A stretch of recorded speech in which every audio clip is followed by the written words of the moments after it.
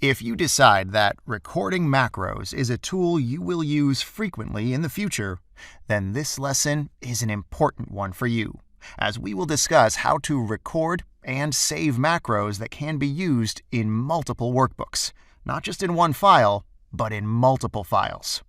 The main difference, when compared to what we did previously, is that when I select the Record button, I will opt to store the macro in my personal macro workbook. By doing this, it will be available the next time when a new file is opened. Let's give it a try.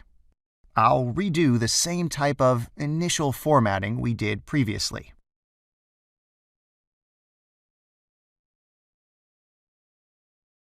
Excel is recording all of these options. It would continue to do so until we press the Stop Recording button.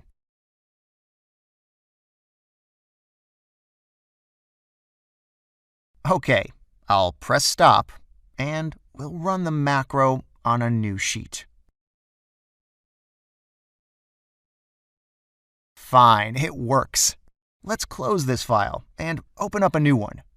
I want to test whether the macro we just saved has been recorded properly and whether it can be used in multiple workbooks. All I have to do is click on Macros within the Developer tab. Here's the macro we recorded in the other file.